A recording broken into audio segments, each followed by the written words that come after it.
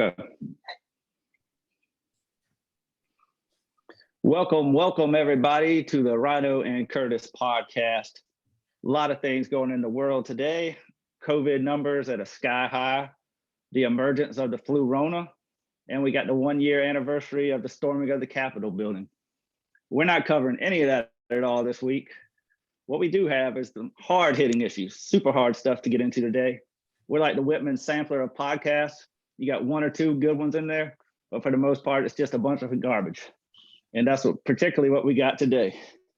We're gonna start off with a little college football championship rundown. Ryno, go on to the YellowStone finale from last week. Ryno has a sincere, passionate white trend that he's gonna get to this week. We actually had one lined up. He felt super passionate about this one, so we're gonna move that one to next week. We're gonna get into a little bit of NBA, some Klay Thompson return, some LeBron legacy, and while Ryno wants to fight anyone that says Trae Young is good. And we've got a very, very special story this week. It's the tragic downfall of the girl who was selling her farts in a jar. You may have heard about this, and if you hadn't, you're gonna wanna tune in. And also we have a very, the way I see it, Joe Daggett style, Ryno discusses proper pronouns at the gynecologist. Anyways, Ryno, I'm gonna start off with my little college football rundown because you're gonna be a little more in depth. You know, I'm putting the money on Alabama. It's hard to bet against them, but I'm gonna root for the Georgia Bulldogs because I've got a lot of friends on my Facebook feed that go for Georgia. And really, they're all good people. They're not idiots. They're not jerks, except for maybe Brent. He's kind of a jerk in the best way possible. But I'm picking Alabama to roll. I'll let you get into that a little more in depth. Well, the first thing I want to talk about with the college football playoff is the day. Why is it on Monday? You know, the pageantry, the draw to college football is the all-day Saturday, the tailgating. The 8 or 10 hours. You know, we got a buddy Charles who starts on Thursday night in Tennessee to get ready for a Friday night tailgate for a Saturday football game. So, you know, that's what college football, especially in the South, is all about, you know, is you know, getting together, tailgating, even if you're just doing it at home in your man cave or your shop. It's about cooking something and standing around a burn barrel and drinking a beer and watching all the games.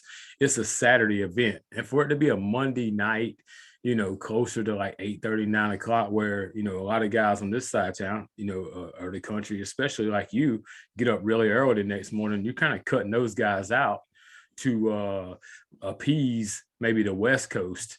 It should be Saturday at make it Saturday at 6. Make it good for everybody. You know, I think if advertising dollars is your thing, you'd have all day to run a 8-hour college game day, and you could interview all the coaches and players, and you could go and have, you know, Jim Harbaugh and Dabo Swinney and all the other Ryan Day. You could have a bunch of other guys, you know, also brought in a bunch of Heisman Trophy guys. You could have you can make it a big show, and you could sell advertising dollars. To be Monday night, it's just it sucks. It sucks for, you know, not being able to really do anything. It's like having New Year's on like a Tuesday and you have to go to work on Wednesday. You know, you really can't celebrate the full holiday. And I feel like in the South, the college football playoff is a holiday. Number 2, it should not be in Indianapolis at all. It's January the 10th. It's there's a potential for gridlock in Indianapolis at any given time. It should always be in a southern climate where the fans, it's like a vacation to go. It should be in Florida, Tampa, Miami, maybe Tempe, Arizona. And I get it. If it's in Indianapolis and Ohio State's there, or maybe Notre Dame or Cincinnati was to make it, it probably wouldn't hurt ticket sales. But, you know, the Super Bowl is always in a warm weather environment, and there's a reason for that. Anyway, move it to Saturday, move it to Florida, and now let's get into the game. This is an interesting one for people who gamble.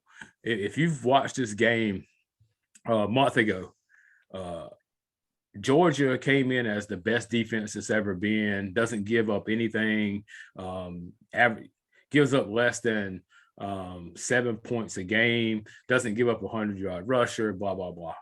And Alabama was struggling. They only beat Arkansas, Auburn, LSU by one possession, and they didn't look very good. And so Georgia came in as a 6-point favorite. Alabama blew their doors off. 535 yards. The defense played really well. Shook up Stetson Barrett for Georgia. He threw 2 interceptions. They win by 17. Then the line comes out, and Georgia's still a 3-point favorite, which tells me Vegas don't miss them by much. And for Alabama to win a game by 17 and still be an underdog, somebody knows something or somebody feels really strong about something in this case. So if you're smart and you just read what Vegas is telling you, Georgia's going to win this football game. And I don't know how, and I don't know why, but I ain't that smart. So I'm with you. I think Nick Saban, I think Bryce Young, I believe the running backs and the wide receivers, Will Anderson, the linebacker, who's probably the best player in the country, along with Nick Saban's tutelage over a 10-day span of being able to look at scouting reports and having played this team before, I got to lean Alabama. And I really don't think it's that close. I think they put pressure on Stetson Barrett, take away the running game, and I don't think he can beat them. I think he's better than JT Daniels, but I don't think he's better than Alabama. So I'm going to go on here, 42-24, roll tide. Saban wins again, and the hits just keep on rolling for Alabama. That's just how I see it. Obviously, we'll see tomorrow night, and we'll talk about it next week. That leads into our finale of the Yellowstone series, the #1 watched series on TV on the Paramount Network. Kurt, finale. What you got? What'd you see? What'd you like? What'd you dislike? What you got on the season 4 ending in Yellowstone? Yeah. Like we talked about last week, this season has been a kind of a dud. And, with TV shows, a lot of times throughout a whole season, you'll have like 1 or 2 dud filler episodes. This kind of been a filler season. Like, it seems to be just like leading to expanding the Yellowstone brand. They got the 1883, which they show parts of. And now you see Jimmy leave at the end, which is supposedly expanded to the spinoff of the 4-6's ranch. So it's hadn't really developed a lot of the whole story, wasn't very interesting, and more just about expanding their brand. So other than that, I thought it sucked.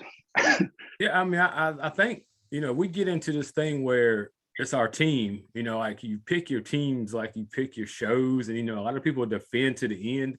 They fell in love with Yellowstone, and it's nothing like what it was the first 3 seasons, other than Beth being a total disruptor in the whole network. It's, we talked about it last week. Each character's kind of went off on their own, and nobody's really done anything dramatic other than Beth. But I mean, that's a tired, played out thing right there. I'm tired of seeing her be a disruptor.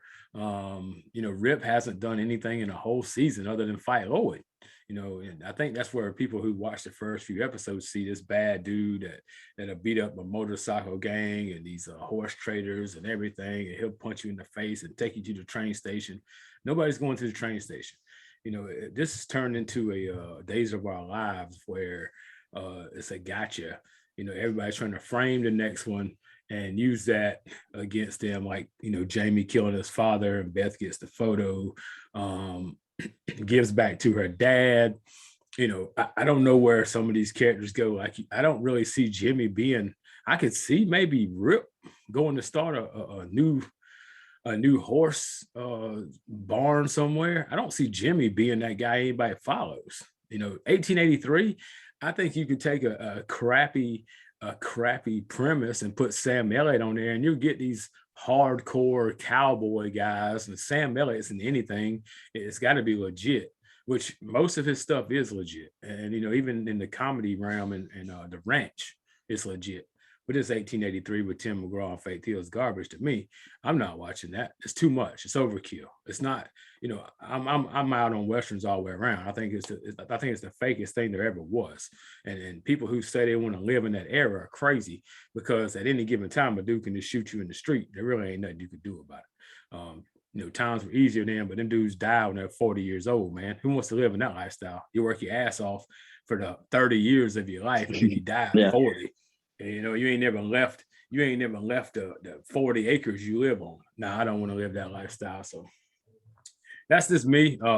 We'll see how season 5 starts out. Hopefully you're right. It was just a filler while he, put his time in the 1883 4-6 ranch, some other things, and hopefully he gets back, kind of like how the Grey's Anatomy spinoffs are all over, and then you get back to your bread and butter and take care of Yellowstone. So that's all we got to say on that. I guess we jump straight into the white people trend.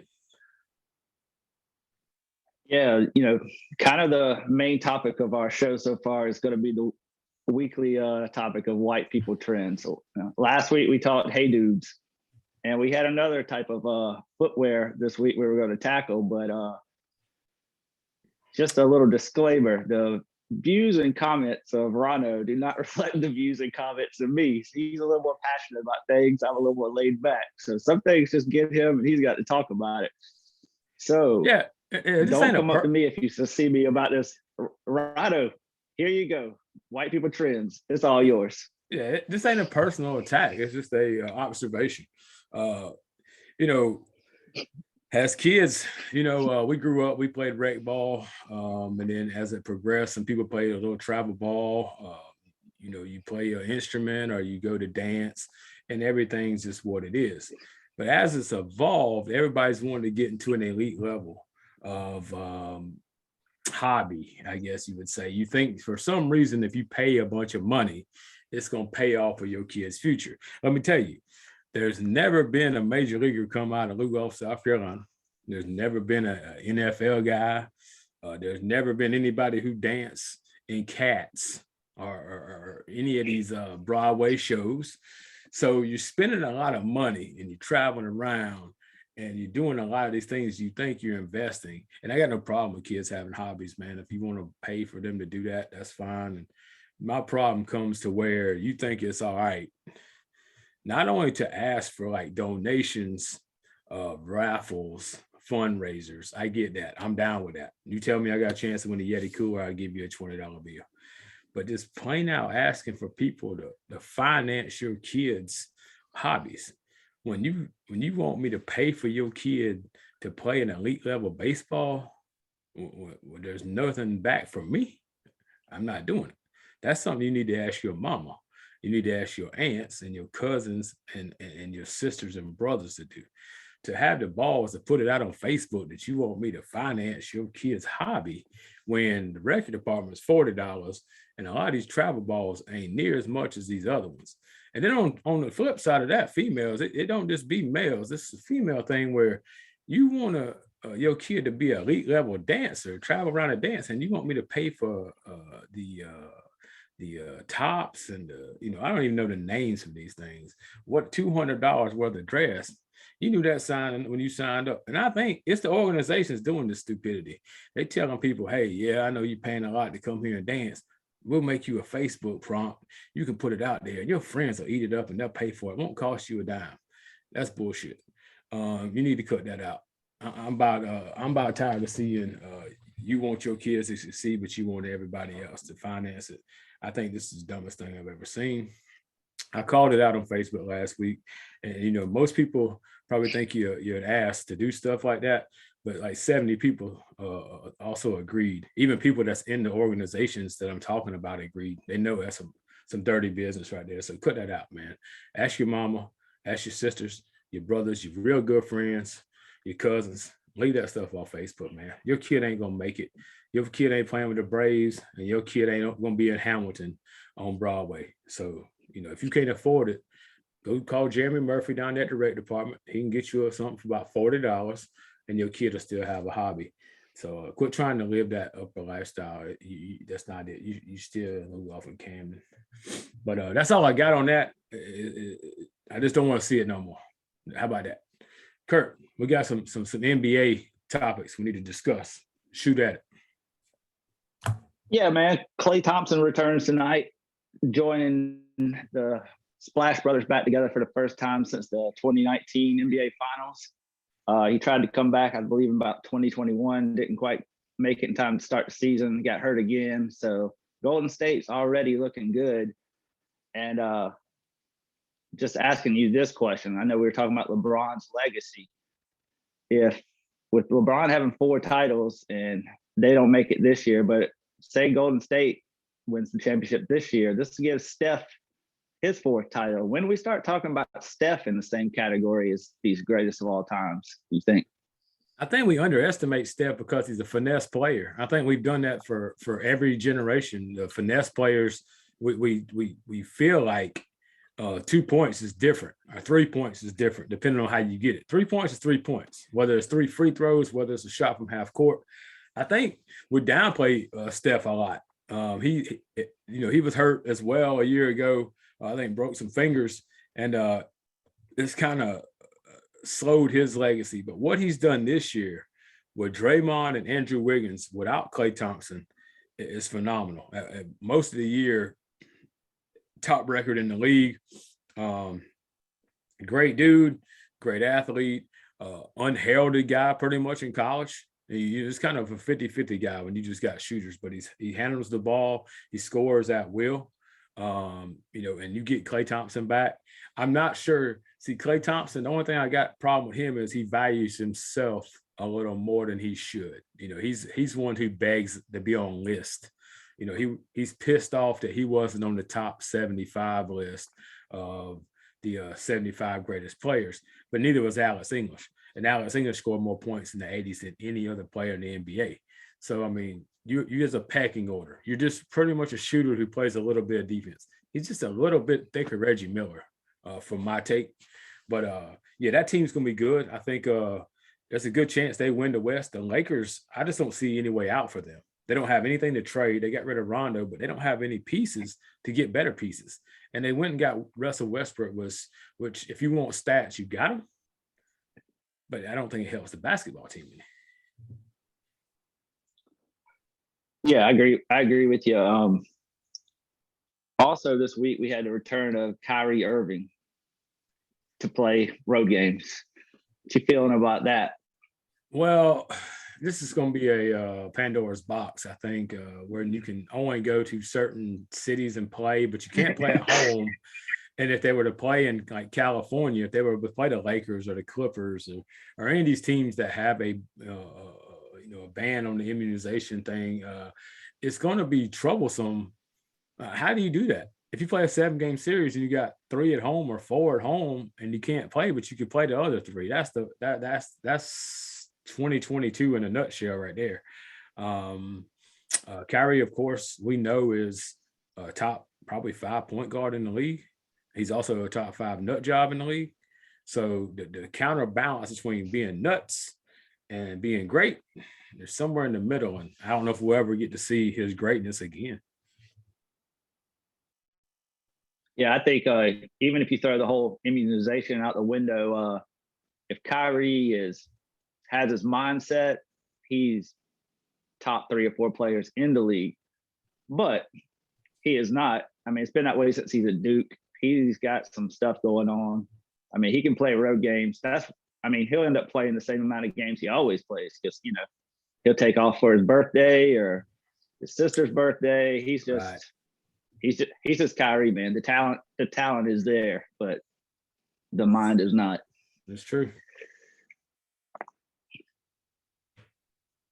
I mean, we're gonna get Trae Young. The last thing we're gonna talk about in the NBA is Trae Young. Trae Young.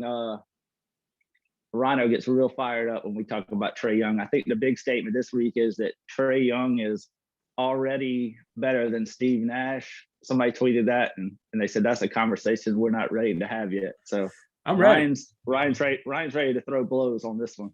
I'm always ready. this new generation forgets what greatness is and how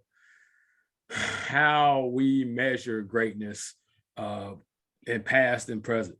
You look at stats. Trae Young, at the end of the day, a lot of games will be 30, 12, 8, or maybe 30, 12, and 10, maybe triple double, maybe. And he'll make a shot from 40 feet out. But what you don't see and what you don't care to see is the fact that, you know, he may go 12 for 30. You know, he may have 8 turnovers. You know, he may miss, you know, a majority of his shots. Any shot you take and miss and don't get the rebound is it counts. It doesn't count as, but it's effective as a turnover. You basically threw the possession away if you don't score. You know, I know it's not quite that hardcore, but when you're taking shots like he's the Dollar General version of Steph Curry. It's basically, he's Clover Valley. Clover Valley Young is what they should call him, because he's pretty much just a bad copy of what Steph Curry is. He's not a leader. If box scores alone tell us the story, then Russell Westbrook is the greatest player to ever play in the NBA. He's better than Oscar Robertson. He's better than Magic Johnson. He's better than anybody. If you compare, to say that Trae Young is better than Steve Nash, and to Trae Young's point, he doesn't have the Dirk Nowitzki or the Michael Finley maybe. So maybe he has to do more. He's forced to do more. But when he's forced to do more, he shoots at least 10% less from the field. He shoots less from the free throw line, turns the ball over twice as much. So he's not an efficient player. You know, it's like this new in the NFL, like last night, Dak Prescott broke Tony Romo's Cowboys touchdown record. He played 17 games. He played one more game. Of course, he broke the record. It's the same with this right here. Trae Young shooting the ball twice as many times to equal what, you know, for the stats to look better than Steve Nash. In my opinion, I don't think Trae Young's a top 5 point guard. I'm not sure he's a top 10 point guard. I mean, you just mentioned Steph Curry.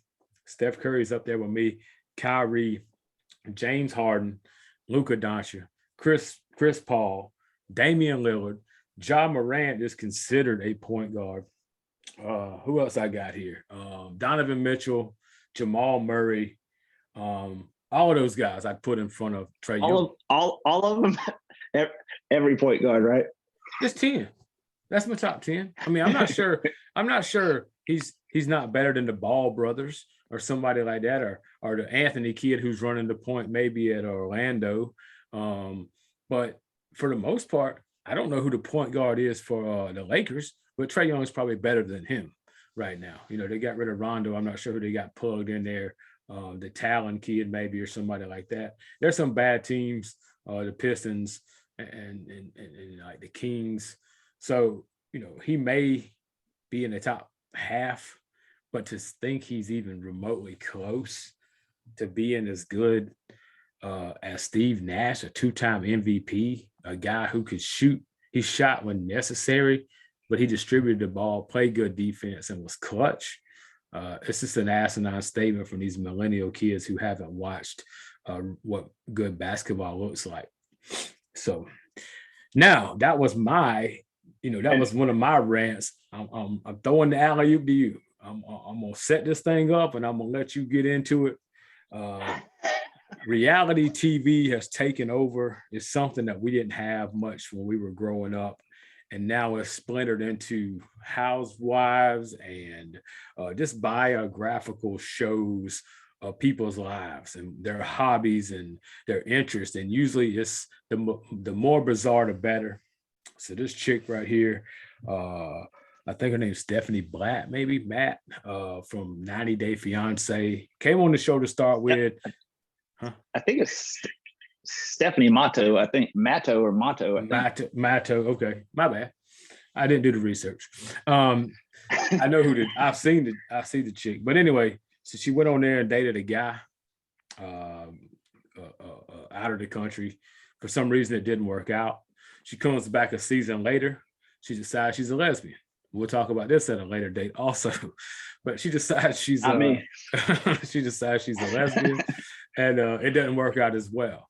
So then I don't know if a light bulb went off or somebody talked to her about it. She decided she could, you get these pop-ups about stay at home and make a lot of money from home. Well, she got a good one.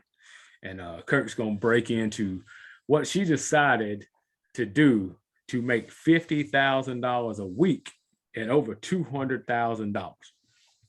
Yeah, actually, Ryno knew a little more about me. I've never watched 90 Day Fiance. Right around Christmas, this story went viral. And by viral, I mean, it pops up real quick. I believe I screenshotted it and sent it to the crowd. It says, girl makes $70,000 in 1 week selling her farts in a jar. Now, this was a pretty viral story. I don't know if everybody's heard it, but it was pretty viral. So I'm sure the women at home were thinking, my husband should be on the Forbes list if this is making money. But so I didn't think this story was going to come back into my life. I thought, okay, there's a weird group of people out there that paid, for feet pictures and all this garbage. So I believe it was this week, I see girl that sells farts in jars retires due to possibly experiencing a heart attack. So I had to click on this. So I looked more into this. So I'm not sure about this world of farts and buying them. And, I personally would think you could go to Spencer's Gifts and buy some fart spray and spray it in a jar and ship it. I'm not sure how it works, the science behind it or what. But this girl was selling at least 50 jars a week, it sounded like, and she experienced chest pains due to eating fart-inducing eggs and beans all the time. So this girl, I mean, she cares about her product. I mean, she's building a brand. She's wanting positive 5-star reviews. I mean, this took her out, man. She retired, and I don't know if she gets workman's comp for this. She called job hurts when this happened. I feel like Stephanie Matto. I mean, first things first, let's call her what she is. She's an absolute genius.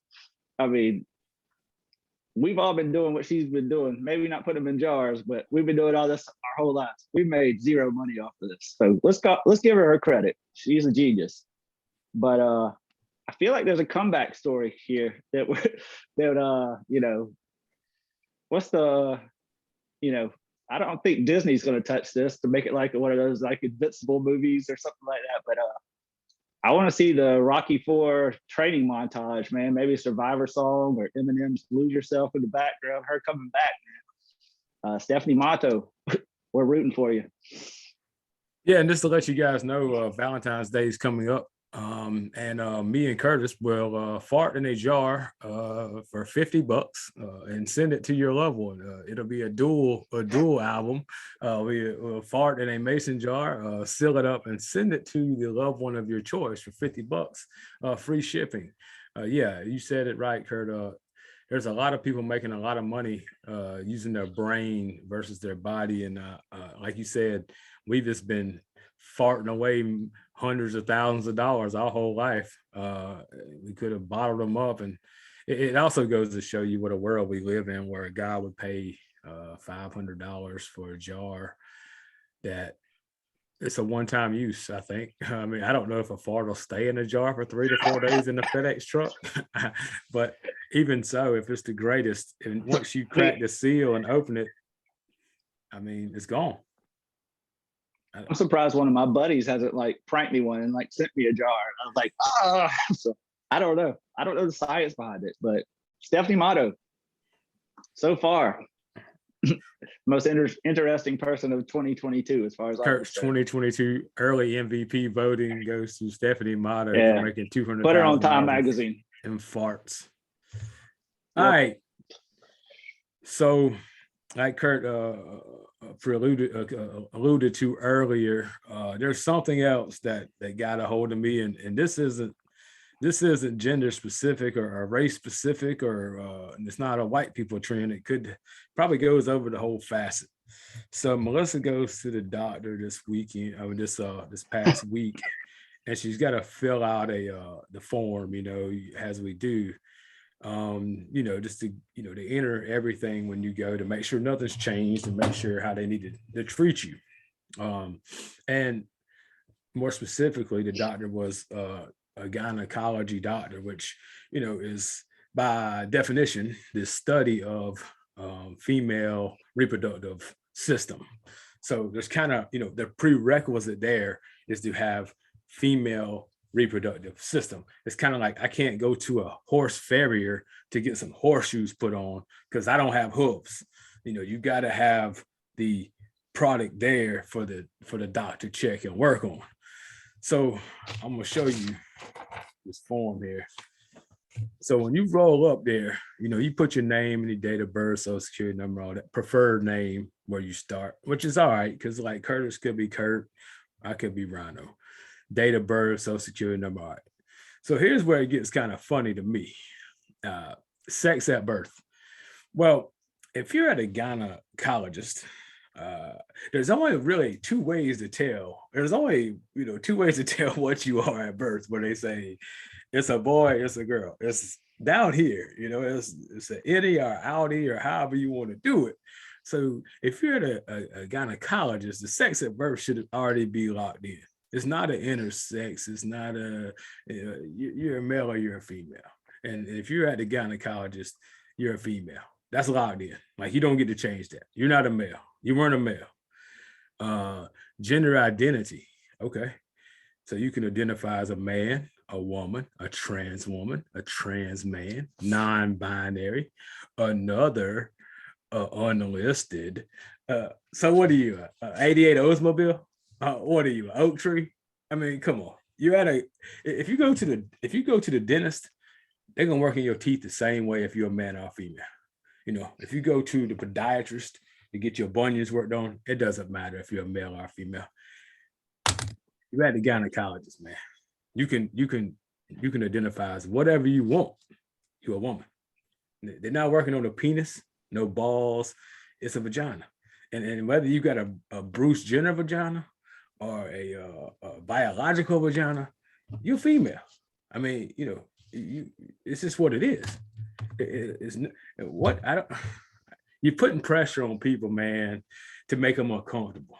In this scenario, you're a female. There's no other way around it. You can, like I said, you can be a bluebird if you want to be when you go to Starbucks to get your coffee. You can be whatever you want. And then you come in here with these pronouns. What is your pronouns? Is it a he or him, or she or her, a they or them, or another? Why you want to make it so difficult, man? If your legs is up in them stirrups and that doctor is looking at a female genitalia, you are she or her. No matter what you can put on the fake beard, you can go do the burlesque, you can be what's the black dude that's made of millions of dollars with the bald head, got his own show, Kurt, you know what I'm talking about, the man that acts like a woman. RuPaul. I don't think I even want to have it. I don't have anything to say on this. Okay. This is all yours. You could be RuPaul if you choose to, and be whoever or whatever you want. But I mean, I think we're pressing the issue a little too far with these pronouns and binaries and all this. Man, say that for your weirdo get-togethers with your weirdo friends. If you at the gynecologist, you're a female. You got a vagina. They did a work for. Don't try to trip up the doctor by calling you a them or a him or a they. Just keep that in your separate circle. And I'm not knocking you. You can do whatever you want. I don't care who you love or what you love. But quit trying to be so technical with this stuff, man. If you go into this doctor, if I was running this show, you'd be a female, you'd be a woman, you'd be a she and a her, and that's it. That's all I got to say about that, man. I just think some people just try to make it too far, try to be a little controversial, and it's idiotic for people who just trying to live a normal life. You got anything to add, Kurt? Absolutely not. I'm not touching that, man. That's it this week, folks. We've already said in this podcast the words fart, vagina, and penis more times than I'm comfortable with. Please, we're on YouTube now, Spotify, and Apple Podcasts. Hit the like buttons on all three, please. hit the subscribe on all three, 5-star reviews, please. If you have any complaints, please email Ryno only at ivankoloff@gmail.com. And next week, we will hit you with some more hard-hitting issues. Hopefully not as hard-hitting as this week. Ryno, you got anything to say on the farewell? Yeah, I mean, we'll talk about the college football playoff and who wins between Alabama and Georgia. We'll go into NFL playoff preview. We'll start next week as well. I'm sure, between the two of us, we'll pull something off of a viral, whether it be farts or he's, she's, and it's. We'll have something to talk about. We'll have our white people trends, which we always do. Being white people, we observe a lot of what white people do. And then anything else in the sporting world, man. So yeah, like I said, like Kurt said, subscribe to the YouTube channel so you get an alert when we put a fresh one up every Sunday. We're on Spotify, we're on iTunes. If you can't watch, you can listen on your way to work or at the desk or at your office, whatever the case. Give it a listen and give us some feedback. If there's something you don't like or want to add or think we need to change, I mean, that's the only way we can do it better is if you tell us. So from now on, man, just leave some feedback, and appreciate all of you listening, and we'll see you guys next Sunday.